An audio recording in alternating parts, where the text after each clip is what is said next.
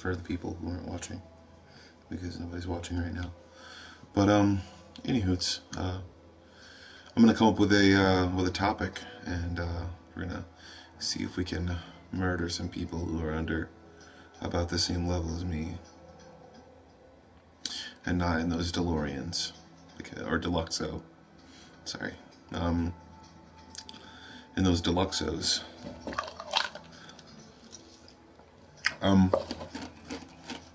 Let's see.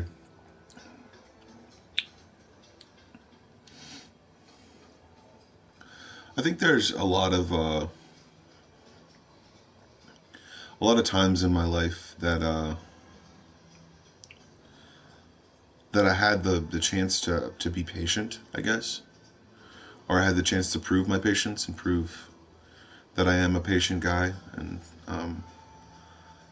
I guess that's the reason why I didn't think that my ex-wife would do the things that she did, or I thought that eventually she'd, or maybe a different example is, I broke my leg in high school, and it was the biggest lesson that I had to appreciate, I guess, and realize that it could be taken away from me so quickly.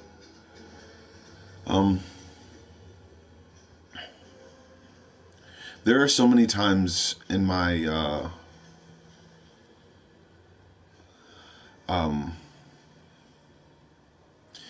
career of art and of physical all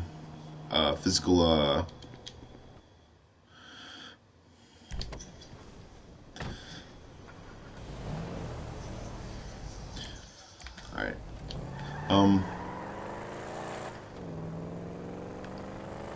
There are a lot of times when I'm gonna find a way to do this mission, so what's that yellow bar? That's weird.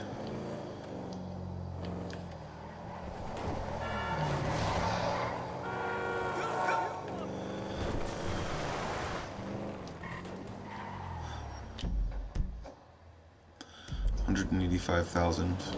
Maybe I can buy a house. Another house if I want.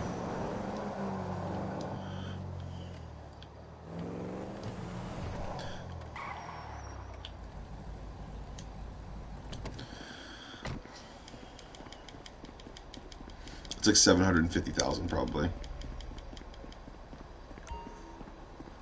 Yeah.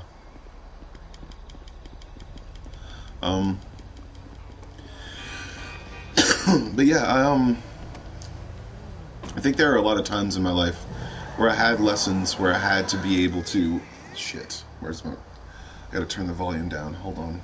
I'll be right back.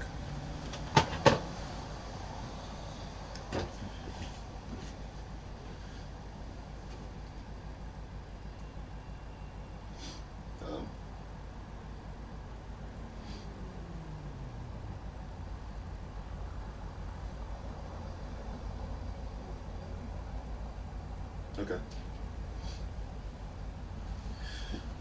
I think there are a lot of times in my life that I was given lessons instead of stuff that I actually wanted, you know. And like, so basically, there have been times in my life that I've had to learn how to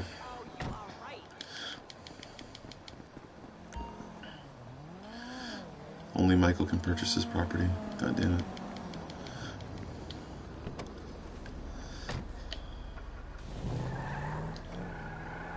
Hey, look out! Yeah, Lord, I'll ride with you anytime.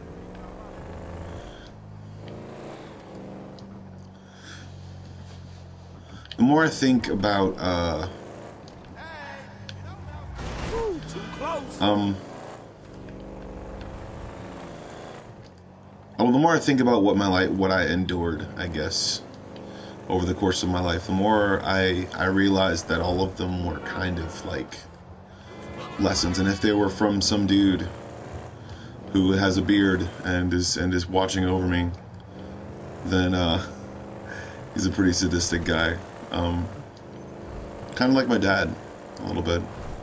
But the more I think about stuff like that, the more I kind of am reminded that situations aren't that dire, I guess. Or the more I think about it, the more I've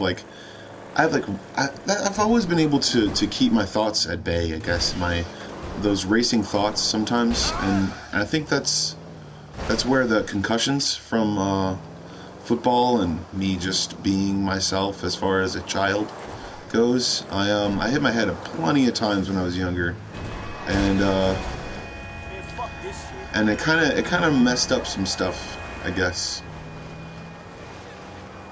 I kind of got obsessed about wanting to promote a good version of myself, or the best version of myself, and I realized that the more I tried to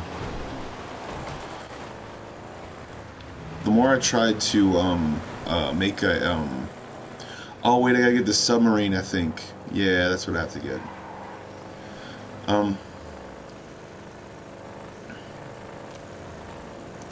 The more I tried to make a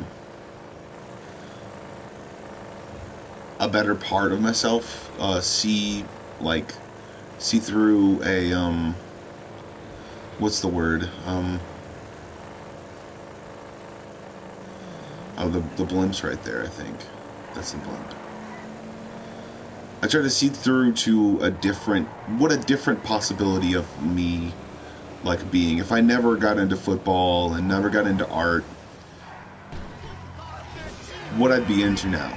Like, I always try to see the different possibilities. Like, if I hadn't made certain choices, then would things be different? Would things be the way that I see them in my head?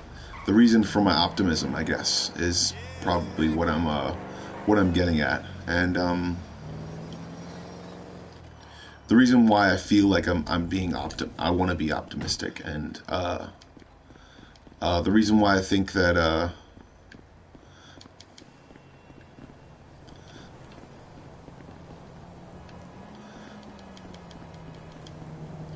let's see, wait, let me pull up my phone. Reported this evening for real challenge. Let's see here.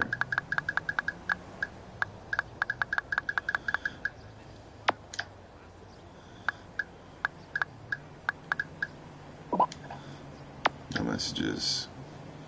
It's weird.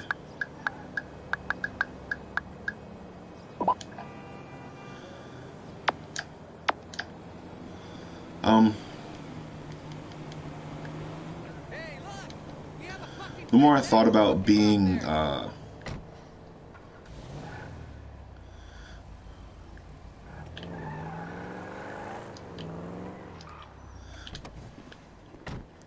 more I thought about being the best version of myself, the more I thought about if I had never got into art, I'd never have found or appreciated the way that I do. I think some things that I enjoy a lot, and I don't see myself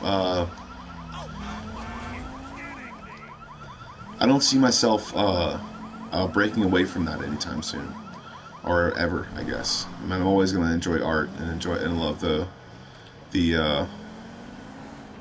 thrill of making something, because it's really a thrill to me. It's like if anyone is a thrill seeker, if art was a contact sport, I'd probably be really good at it.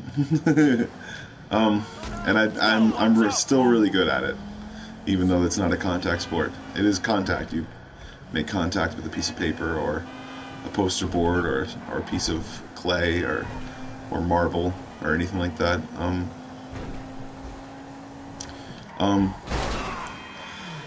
But I think it's actually the only thing that kept me on the sane side of things, and gave me an explanation about the way that I think and the way that I use my mind.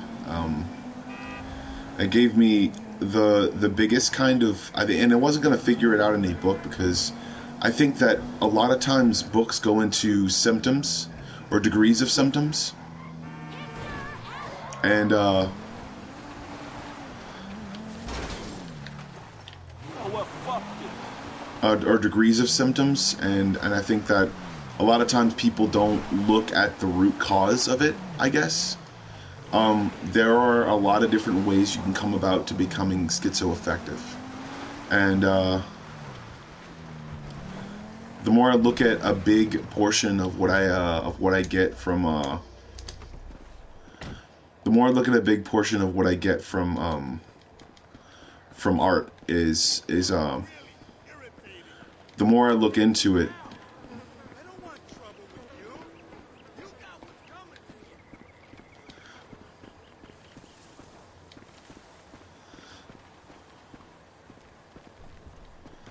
Wait, what? What is this?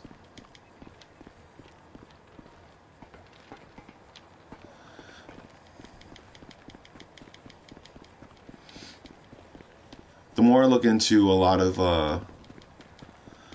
times what I see in my biggest I guess fears, aspirations,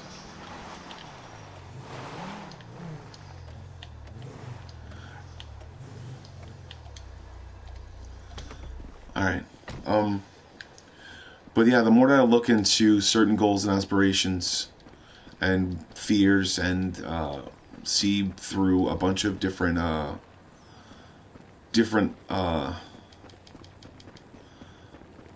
parts of what I try to do every day to make the best version of myself, I realize that the more I see the best version of myself, the more I realize that my fears are controlling everything that I do.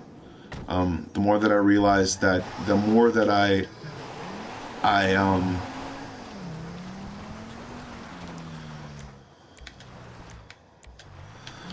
the more that I realize that, like, even social anxiety, it is my mind.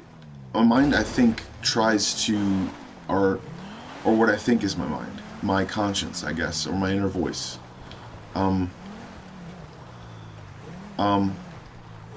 The thoughts that run through my head are the reasons why I'm so antisocial right now, and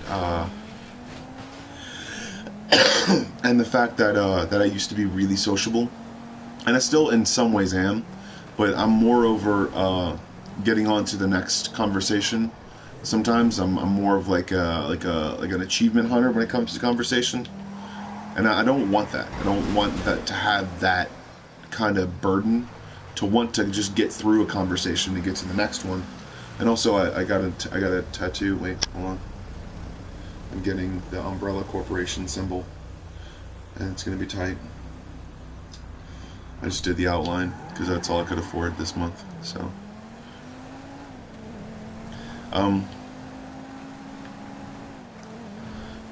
there are a lot of times in my so-called want, I guess, or life, I just, even in my own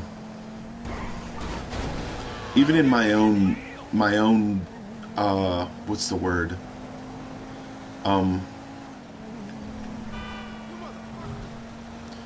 even in my own ability to see change and see it turn into something, or see something, the more I think about the biggest parts of what I really want to do with myself, the more I think about the biggest changes that I want to see in my life and that I want to make in my my everyday goings on, basically. The more I see that, though, the more I see a bigger part of myself getting sectioned off. Like, not in a bad way or anything like that. Just a part of what controlled me. And I don't want to ignore that, because a part of that That's the point, is people don't know why they come up with all these, like they have like, oh, that's a stupid thing to do, I guess, because you're like think about all the parts of your mind that you kind of wall yourself off from, and think about where people go with their imagination as far as books and things like that. There has to be some sort of realistic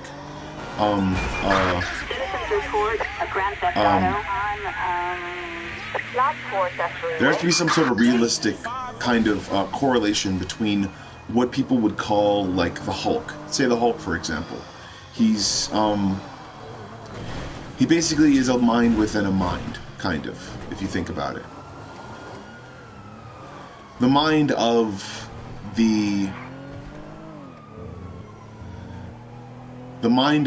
the Hulk is within the mind of the man, and the man is not a slave, but the Hulk is a burden to the man. Okay? Imagine if those two pieces, or those two parts of people, lived in complete harmony, I guess. And that's where you get like Planet Hulk and all the other different things, and where the man who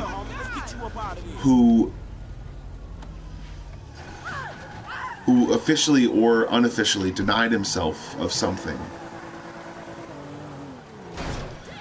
Like, say, like there's a lot of different kinds of things that a person denies himself. Like a man who stares at a glass of water all day and doesn't take a sip from it, realizing that's the one thing that he needs to get the thirst off of him, but he wants to control his will to be able to see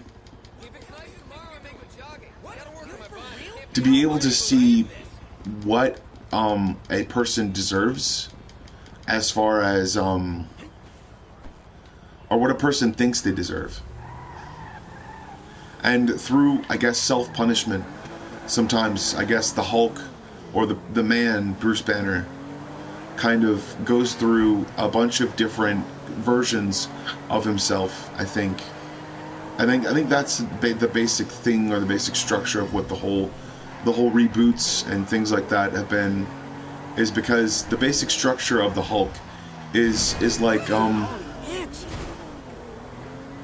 a man denying himself a life, denying himself a family, I guess, because he's single in the original comic books. And so denying himself what he really wants. And that's where I think I was when I was dating that woman, because she had already had her kids, and she had already been she'd already had her tubes tied, so it was like we could have sex all the time if we wanted to. And that was fun for a while. And then I realized that I want a family, and that I'm gonna want a family at some point in my life. And so that's where I think all this kind of goes in my life, where I kind of took on not the personality, but the persona of a man who was not afraid of staring emptiness or nothingness in the face. And a lot of times I see where that in itself is kind of daring, but also very ill-advised, because the more I look at a piece of evidence that goes into what I really want to do, or how I really want to do something for myself,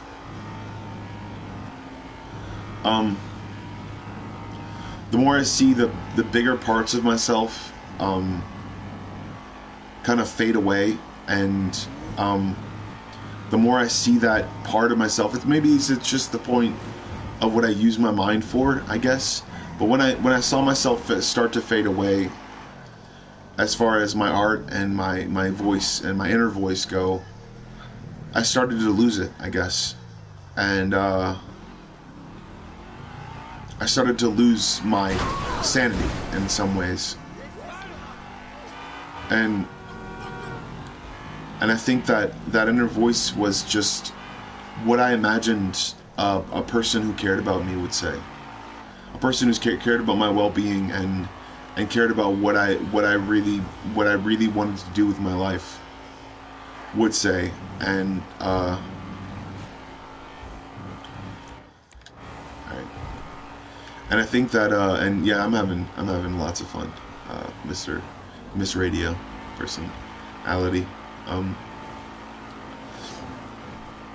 The more that I think about it, though, the more that I realize that that there are a lot of different things that I denied myself, and through a lot of torture and strenuous things, I kind of put up those barriers for myself in a weird way, and I ran away from them like as fast as I could when it came to dating a girl who I thought was taboo, I guess, in some ways. But she wasn't taboo to me. She was more of just like more of just a person that just was trying to figure it out just like everyone else, I guess, but just doing it in a different way. And I saw that, and I realized what kind of person she was, and then that part of me decided to run away from that definition that I saw. And then as I saw that definition fade, I thought that as she would kind of calm down, I guess, but I didn't take into account the fact that people's emotions well up inside of them no matter what. And no matter how many times you have sex and don't communicate, no matter how many times you have sex and say that, oh, that was the best I've ever had, or not even go into how much detail you really want out of a sexual experience or anything like that. And that's why communication is so key in a relationship, no matter if you're starting out a relationship, if you're starting out anything. But just realize that communication comes with time, and if it comes with time, then it's there. If it hasn't started by about 2 years, 2 maybe 3 years into the relationship, if you haven't started talking about your issues with each other and realize that that's the reason why both of you are there, or the reason why both of you want to be there, then just don't be in that relationship anymore. You know, you don't want to be alone together. That's the point. Is everyone sees that whole different side of a relationship, and they're like, wow, that's something that sounds hilarious. That's like the funniest thing that I could look for. But I think a lot of people get that they get what's the word?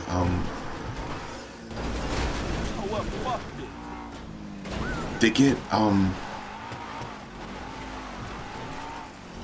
get taken aback sometimes. They get taken aback by a whole relationship's number or certain clauses that you can't do or you can't see in a regular normal relationship, I guess. They don't realize that it takes effort, not just time. You know, it takes realizing that you have a problem, and realizing that problem is you're not taking your relationship seriously. You're not only going through the motions, but you're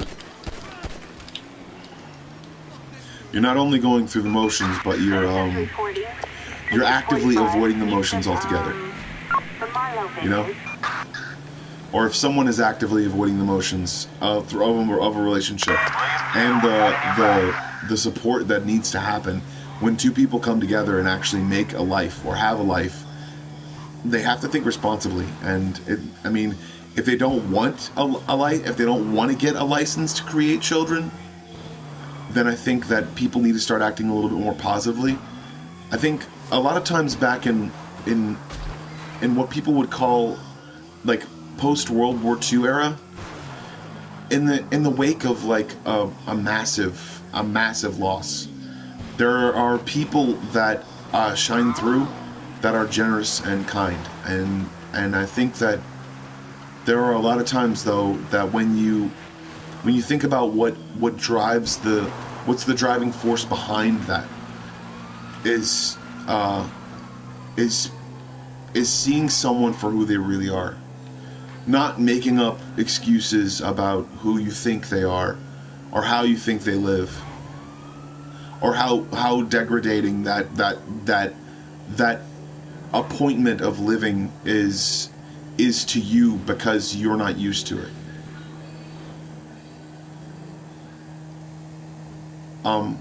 I see a lot of people sometimes whenever they make excuses of why they think that someone or something is living in squalor or living in what they would call substandard conditions. And a lot of times I've understood that that the only reason why I think that sometimes those are made or that substandard conditions exist is to create movies about people who can relate to that stuff. So is to create movies so people like that can relate to that stuff. That's all that it creates, and I think people believe that it are people that believe that it creates character in some ways, but I think that it just causes more harm than good, and it creates a persona of persons. And I'm gonna shoot this plane down.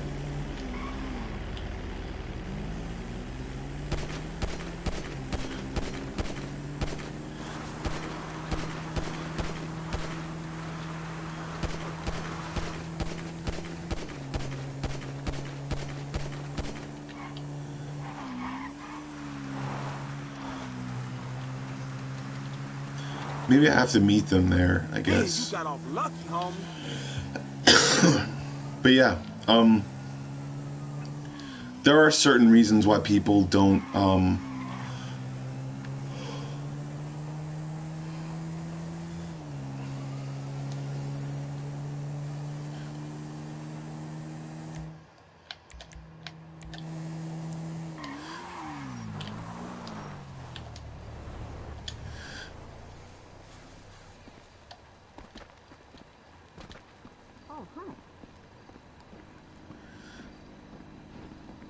there are certain reasons why people don't do things or say things in certain fashions, but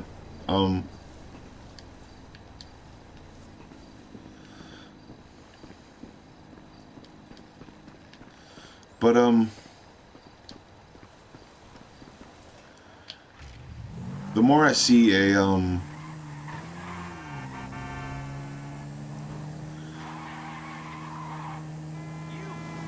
the more I see a better situation for myself, the more I look through that looking glass and see the situation that is in front of me. And right now my dad is in an intensive care. He just got his toe taken off, and it could have gone up to his leg, and maybe they're not sure, they have no way of checking for it, but if it gets that far, then he might get amputated on his leg. I'm not sure. I'm not sure what's going on. They're going to do more tests to just see what's going on with my dad's blood. Basically, it's kind of just fucking toxic, I guess. I don't know what's going on right now, but yeah, my dad didn't help it though. He kind of kept going after the sweets and kept going after the chicken tenders from the place around the corner, and I mean, granted, the chicken tenders were less. Probably more. They were probably more fattening than the ones that are in New Orleans, because I know the ones in Mississippi, they use like a lard-esque sort of. Oh, that was nice. Shit, that hurt.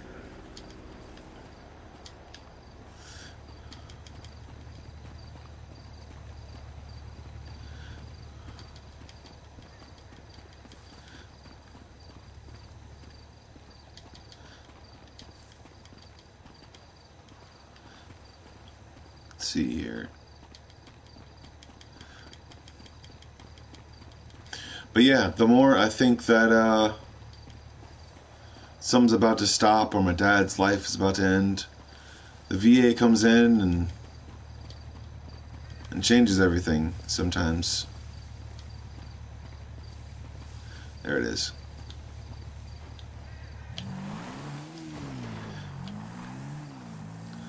But I don't see myself kind of getting through a big thing like my dad, because I mean my younger brother told me that he didn't expect him to live until after he got out of the army.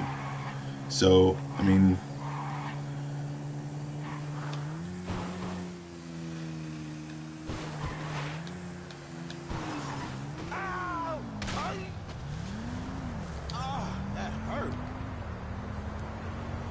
but yeah, there have been so many times in my life that I think that my dad was going to leave and my dad was going to go, and there was nothing that I could say or do to get to him. I guess that kind of stuck with me, I guess.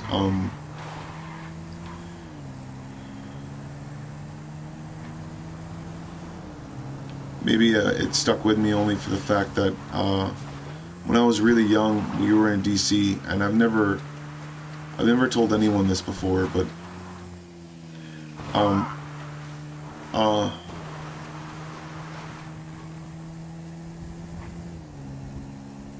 my dad, when I was in DC, he I think he lost his mind.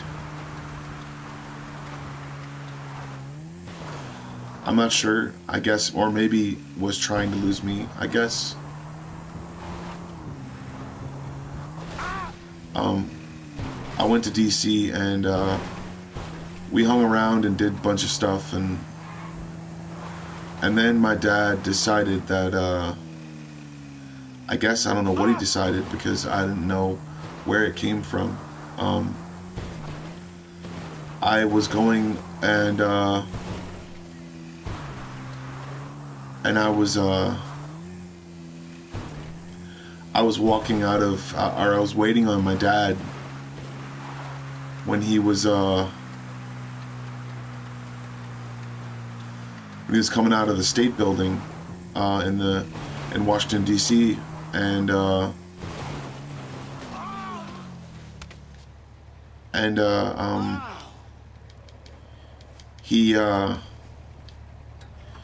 he walked off without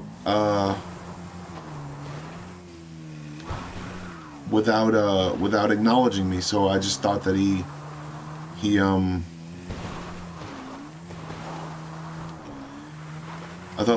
knew that I was right behind him. And when I started following him, he started yelling at me.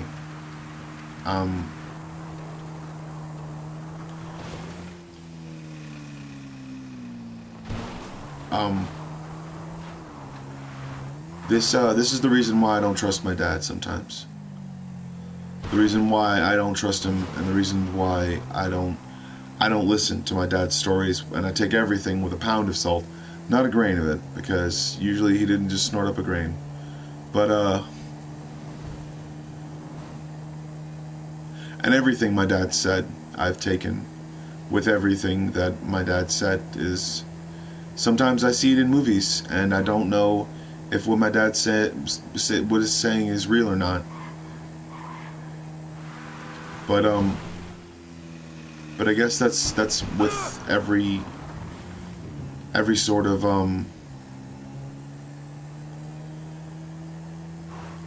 thing, I guess.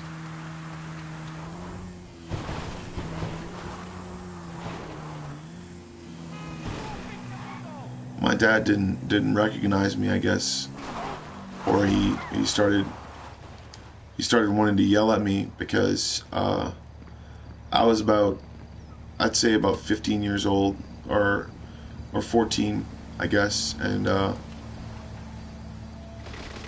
guess that's what he thought was his contribution, and maybe, I don't know, maybe he was going to leave me in DC or something. Maybe he thought that there were people that could take care of me. Maybe, I don't know. But all I know is my dad was going to leave me, and I had to convince him not to. And maybe it was just a test to see if I could make it on my own, or not make it on my own, but if I could convince him, then maybe he would just take me back, I guess. But I mean, it's a pretty fucked up way to talk to a 15-year-old by acting like you don't know him, and I'm sure there's a lot of people that can relate to that. But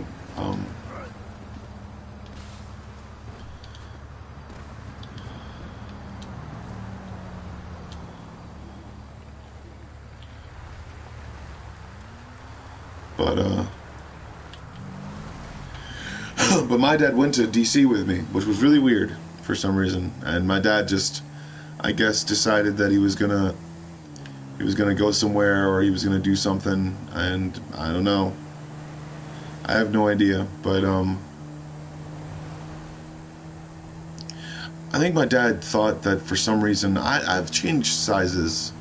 I don't know how many times. Or other people have changed sizes around me, I guess. I think that's the reason why I don't really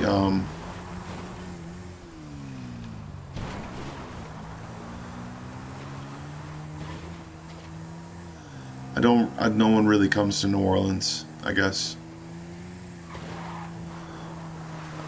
I don't know. I got measured one time as I was 5'5", or 5'11", instead of 6'1.5". Like, I know I am, because it's basically the easiest thing, I guess. I mean, I don't know, but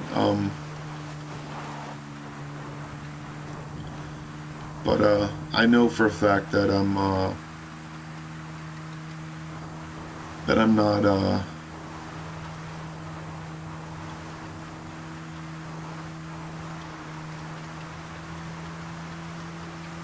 maybe my dad was just playing a joke on me, I guess.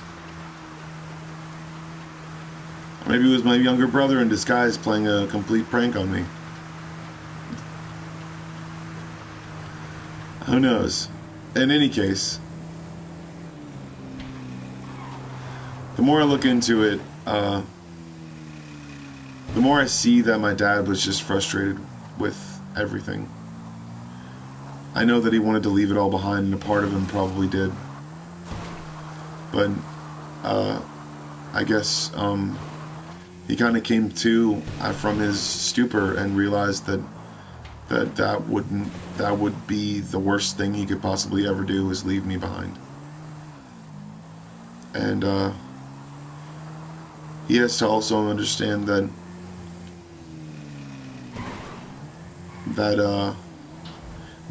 stuck with me for a very long time, and everything that I heard or saw from him at all was always in question because of that one moment. I didn't question how having his back against situations, but oh, cool.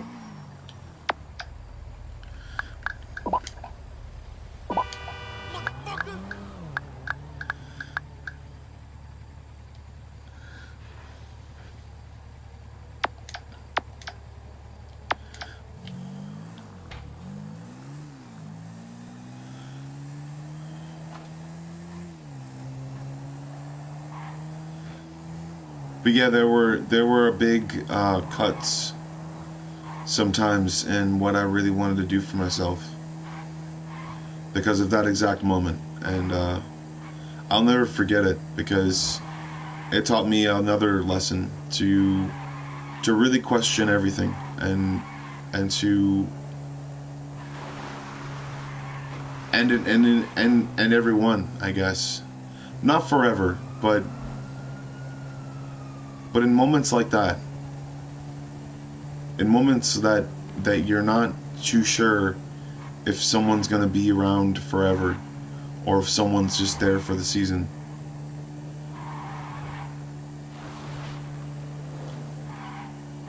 It gets to me sometimes whenever I think about it. But I know that me hounding him and telling him no, that I wanted to be there and I wanted him to be there as well.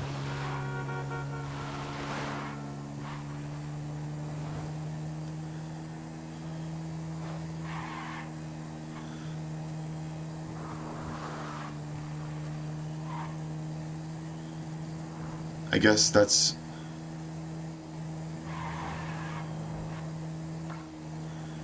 one of the reasons why I don't trust him that much. And I found that landed on my feet almost.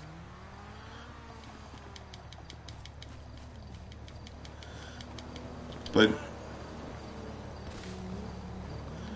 the more I think about the damage that it did to me in my dad's relationship, the more I realize that I trust and give trust only very sparingly sometimes. And that's a part, but I do give, and I am generous because I know that people go through certain things, and through going through those certain things, they can be put through a series of emotions, and giving allows that person to be able to realize that no, it's not the way that people say it, it's not the way that people understand it to be.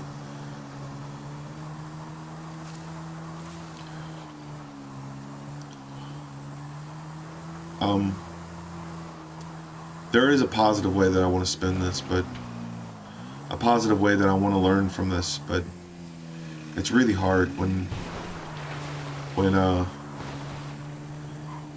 there are a bunch of people around, or I'd say my dad's around, and he just, I guess, wanted to be left alone for an hour or two, maybe. My dad's probably done a lot of drugs, and he's gonna wish that one day that I thought I could make it. He's gonna wish one day that he didn't, because once they find the cure for everything,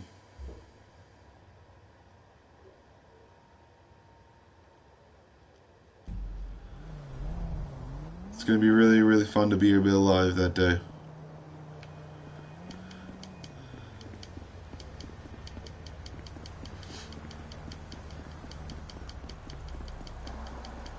And I think that a lot of people don't realize that how close everyone is to actually coming to that.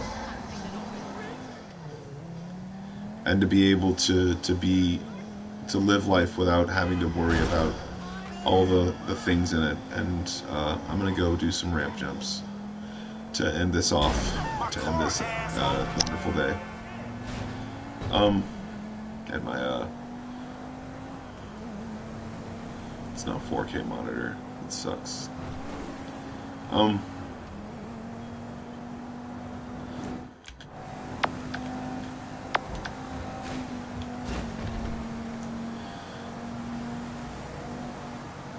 I think there's a lot of things to learn through every experience you have, and the more you try to learn from those experiences, and evolve from those experiences, the more you'll realize that those experiences made you not who you are, but you learning made that experience a wonderful thing that could help you in every long run.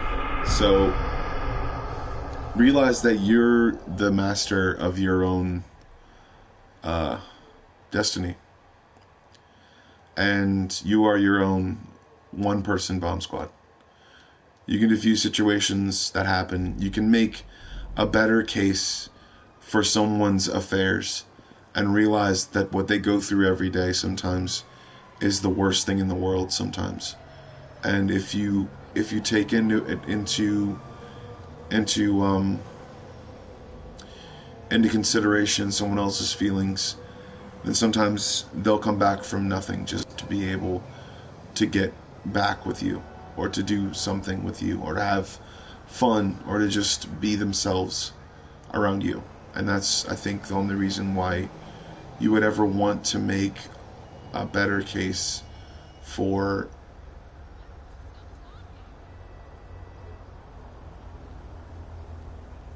what you really want in your life, what you really think, and what you're actually controlled by. And the more you think about it, the more you'll be able to understand that that every day deserves you.